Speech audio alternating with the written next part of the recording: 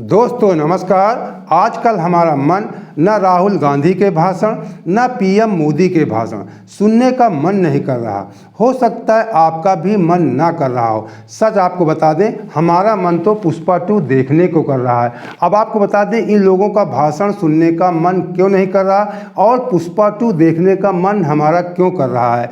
इस समय आप लोग देख रहे होंगे शीतकालीन सत्र चल रहा है। संसद में पक्ष और विपक्ष यानी सरकार पक्ष और विपक्ष के बीच में तीखी बहस चल रही है। कोई जवाहरलाल नेहरू की बात कर रहा है, पुराने मुद्दे उखाड़ रहा है, इमरजेंसी की बात कर रहा है, इंदिरा गांधी की बात कर रहा है, कोई मनुस्मृति की बात कर रहा है और एकलव्य के अंगूठे की बात कर रहा है। मैं इस समय बात कर रहा हूँ राहुल गांधी और प्रधानमंत्री मोदी जी की। ये लोग दोनों लोग मतलब पक्ष और विपक्ष के ये जो मेन नेता हैं और इनके जो सहयोगी नेता हैं, सभी लोग मिलकर के देश को हमको आपको उलझाना चाहते हैं।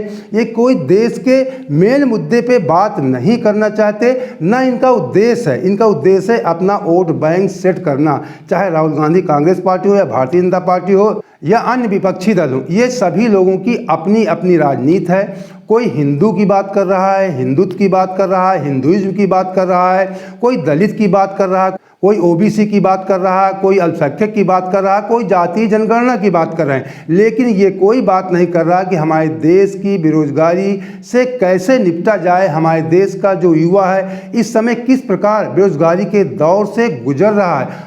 हमारे देश के किसान भी अपनी फसलों का उचित मूल्य पाने के लिए आए दिन दिल्ली बॉर्डर पे संघर्ष करते रहते हैं और उसका नतीजा क्या होता है, उन्हें उचित मूल्य नहीं दिया जाता। उनसे वादा भी किया जाता है कि हम आपको उचित मूल्य देंगे, लेकिन उनके ऊपर आंसू गैस के गोले छोड़े जाते हैं या उनके ऊपर पानी की बौछार डाली जाती है या लाठियाँ बरसाई जाती हैं। या बेरोजगार युवा जब अपने भर्ती की मांग करता है या पेपर लीक की मांग करता है तो उनके ऊपर भी यही हाल होता है, लाठियाँ बरसाई जाती है, उन्हें कमरों से कभी हॉस्टल से घसीटकर उन्हें मारा जाता है, एफआईआर दर्ज की जाती है। इस पे कोई बात नहीं कर रहा है, केवल अपने अपने वोट बैंक की ये लोग बात कर रहे हैं। अब भारतीय जनता पार्टी धर्म की आड़ में अपना राजनीति करना चाहती है। राहुल गांधी है, कांग्रेस पार्टी है, कभी वो धर्म की बात करते हैं, कभी ओबीसी की बात करते हैं, कभी दलित की बात करते हैं, कभी अल्पसंख्यक की बात करते हैं। जब बीजेपी का टक्कर कांग्रेस पार्टी के मुख्य नेता राहुल गांधी नहीं कर पाते हैं तो इस समय आप लोग देख रहे होंगे लगभग 1-1.5 साल से मतलब लगभग वो केवल जाति जनगणना का रट लगाए हुए हैं। वो समझ पहले वो मंदिर मंदिर भागते थे।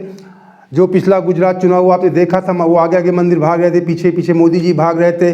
अभी 2 साल पहले भी आपने देखा होगा कि राहुल गांधी, प्रियंका गांधी हिंदू मंदिरों में ज़्यादा जाना शुरू कर दिया था, पूजा पाठ करना शुरू कर दिया था। कभी त्रिपुण लगाते थे, कभी तिलक लगाते थे। इस प्रकार प्रियंका गांधी भी करती थी। लेकिन जब उन लोगों की ये बात समझ में आ गई कि हम सनातन धर्म के नाम पे या हिंदुत्व के नाम पे या धार्मिक मंदिरों में जा कर के बीजेपी का टक्कर नहीं कर सकते हैं, बीजेपी को टक्कर नहीं दे सकते हैं, तब उन्होंने जातीय जनगणना का आलाप लगाए। वो समझ गए कि बीजेपी हिंदुत्व की आड़ में राजनीति करती है, हिंदू धर्म को एक करके अपना वोट बैंक सेट करती है, तो हम क्यों ना इनके जो एजेंडा है, जो इनका किला हुआ हिंदुत्व का बना हुआ है, इसमें छेद कर दिया जाए और जातीय जनगणना की बात किया जाए। इससे हम इनकार नहीं करते कि भारतीय जनता पार्टी धर्म की राजनीति करती है, धर्म के आधार पर अपना धोई करके अपना वोट बैंक सेट करती है, लेकिन नुकसान किसी का नहीं करते। कोई भी सरकारी स्कीम होती है उसका लाभ सभी जाति धर्मों के लोगों को दिया जाता है। सरकार कोई भी हो, चाहे कांग्रेस सरकार रही हो या इस समय भारतीय जनता पार्टी सरकार है, कांग्रेस पार्टी भी सभी जाति धर्म के लोगों को सरकारी योजनाओं का लाभ देती थी और भारतीय जनता पार्टी भी कर रही है। लेकिन देश को उलझाकर अपना वोट बैंक ये लोग सेट करते हैं। अब इस समय राहुल गांधी जी केवल जातीय जनगणना की रट लगाते हैं और इनका उन्हें नुकसान भी उठाना पड़ा। मध्य प्रदेश चुनाव हो या छत्तीसगढ़ चुनाव हो, राजस्थान चुनाव हो, हरियाणा चुनाव हो या महाराष्ट्र चुनाव हो, हर जगह उनको हार का ही मुंह देखना पड़ रहा है। लोकसभा चुनाव में थोड़ी बहुत वो बढ़त मिल गई, वो केवल इनके कोई मेहनत से जातीय जनगणना के आधार पर नहीं मिली है, वो थोड़ा से भारतीय जनता पार्टी का विरोध था, उसका लाभ इन्हें मिल गया। तो ये सोच रहे हैं कि हमारे जातीय जनगणना की रट की वजह से हमको ये लाभ मिला है, जो इनकी सीटें 50-55 से बढ़ के 99 के आंकड़े में पहुंच गई हैं।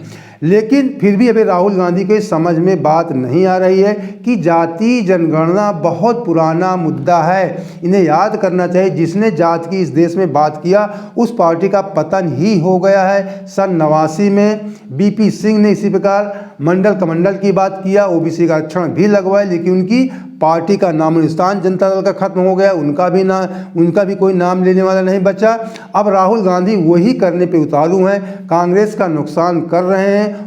हो सकता है कांग्रेस पार्टी अभी और कितने निचले स्तर पर जा सकती है अगर ये जातीय जनगणना की रट लगाना नहीं छोड़ते हैं। दूसरी तरफ भारतीय जनता पार्टी वो समय समय पे अपने पासे फेंकती रहती है। प्रधानमंत्री मोदी जी कभी अपने आप को पिछड़ा कह देते हैं कि मैं पिछड़े वर्ग का हूँ, इसीलिए ये लोग मुझे नीच कहते हैं। कभी कभी वो अपर कास्ट के हित की बात कर देते हैं, कभी कभी अपने आप को सबसे बड़ा मुस्लिम परस्त भी बता देते हैं कि मैं हिंदू मुस्लिम कभी बात कर ही नहीं सकता। अभी आपने कुछ दिन पहले लोकसभा चुनाव के पहले उनका बनारस में इंटरव्यू देखा था, वो कहते थे मैं कभी हिंदू मुस्लिम की बात करता ही नहीं, लेकिन कभी कभी वो कह देते हैं मैं कपड़ों से पहचान लेता हूँ, और कभी कभी ये कहते हैं एक है तो सेफ हैं, बटेंगे तो कटेंगे। मतलब कोई ना कोई पासा फेंक करके भारतीय जनता पार्टी अपना वोट बैंक सेट कर ले जाती है और राहुल गांधी अपना वोट बैंक सेट करने में विफल हो जाते हैं, क्योंकि धर्म की राजनीति जो उनकी ऐसे कुछ लगा करता है, कुछ दिखावे की राजनीति है। और भारतीय जनता पार्टी की जो होती है, जो एक्चुअल में दिखता है कि वो ऐसा उनके घरों में होता होगा, ऐसा लगता है कि मोदी जी हो योगी जी उनके घरों में या पहले से वो ऐसा करते थे। लेकिन राहुल गांधी के जो मंदिर की राजनीति होती है वो थोड़ा दिखावापन उसमें झलका करता है। मैं नहीं कहते कि वो भक्त नहीं है, वो अपने आप को शिव भक्त कहते हैं। निश्चित तौर पे इंदिरा गांधी भी शिव भक्त थी, और उन्होंने जो मुझे जानकारी है कि राजीव गांधी जी का बनारस ले जा करके उन्हें यज्ञोपवीत भी करवाया था। तो इससे इनकार नहीं कर सकते, सनातन धर्म को नहीं मान, सनातन धर्म को मानते हैं, लेकिन थोड़ा दिखावा ज़्यादा करते हैं, इसीलिए वो विफल हो जाते हैं। अब उनको लगा कि हिंदुत्व की काट हम जातीय जनगणना से कर सकते हैं, तो ये भी उनका विफल ही प्रयास हो रहा है। लेकिन जो पुरानी कांग्रेस थी वो न कभी खुलकर के हिंदुत्व की बात किया, न कभी खुलकर जातीय जनगणना की बात किया, केवल सॉफ्ट हिंदुत्व को लेकर। मैंने जो पढ़ा, जो मैंने अध्ययन किया, बताते हैं कांग्रेस पार्टी सॉफ्ट हिंदुत्व को लेकर चलती थी, मतलब हिंदुत्व को थोड़ा टच रखती थी और अल्पसंख्यकों को भी साधने का प्रयास करती थी। कुल मिलाकर आप ये कह सकते हैं कि सभी जाति और धर्म के लोगों को लेकर कांग्रेस पार्टी चलती थी। अगर ऐसी राजनीति राहुल गांधी फिर से नहीं शुरू करते तो इसलिए आने वाले समय में कांग्रेस पार्टी को अभी और भी असफलता देखनी पड़ सकती है, अगर राहुल गांधी ने अपने विचार, अपनी राजनीति नहीं बदली तो। अब बात कर लेते हैं पुष्पा 2 की। मैंने शुरू में कहा था कि मेरा मन कर रहा पुष्पा 2 देखने को। आपको सच बता दूं, इसलिए मन कर रहा है कि बहुत दिनों बाद, मुझे याद नहीं कि इसके पहले भी मैंने कभी किसी मूवी को 2 बार देखा है कि नहीं देखा। हो सकता है स्कूल टाइम में बचपन के समय देखा भी हो, लेकिन कई वर्षों से मैंने किसी फिल्म को 2 बार नहीं देखा है। हाँ, एक आध फिल्म थी जो मैंने पर्दे पे देखा, उसके बाद उसे घर पर भी देखा, लेकिन मैं पर्दे पर कोई फिल्म दूसरी बार देखने नहीं गया हूँ काफ़ी समय से, बचपन के लिए नहीं कह सकता।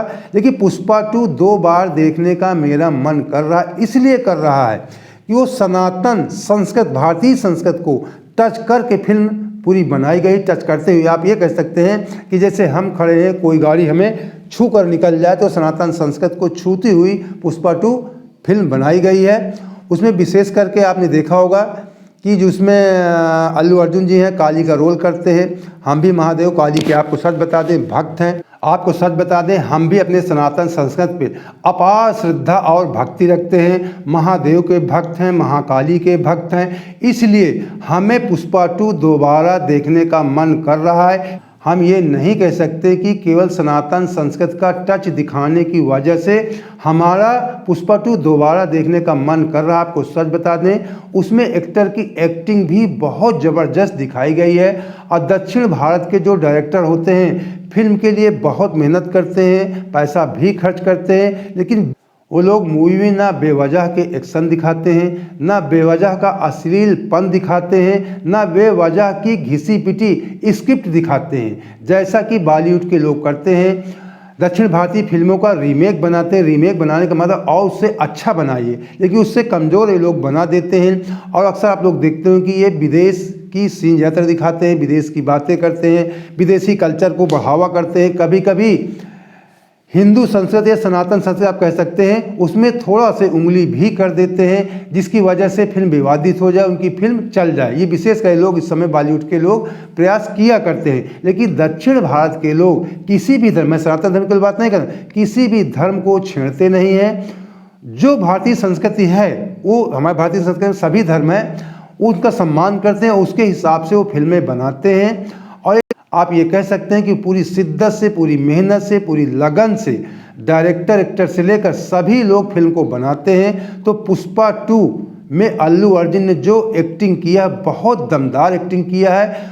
उनकी एक्टिंग और डायरेक्टर का डायरेक्शन देखने का मेरा दोबारा मन कर रहा है। इसलिए मैं शुरू में कहा कि राहुल गांधी और पीएम मोदी का मेरा भाषण सुनने का मन नहीं कर रहा, मेरा मन पुष्पा 2 देखने का कर रहा है। और इन लोगों का भाषण सुनने का मन क्यों नहीं कर रहा, मैंने वीडियो में बता दिया है। लेकिन मैं आज आपसे लास्ट में ये नहीं कहूँगा कि हमारे चैनल को सब्सक्राइब कर लीजिए, क्योंकि सब्सक्राइब तो आप अपने मन से ही करेंगे अगर आपको हमारा वीडियो पसंद आया होगा तो। लेकिन आपसे एक मैं ज़रूर बात करूँगा कि आप ये मुझे बता दीजिए कि पुष्पा 2 दोबारा देखने जाऊँ कि ना जाऊँ।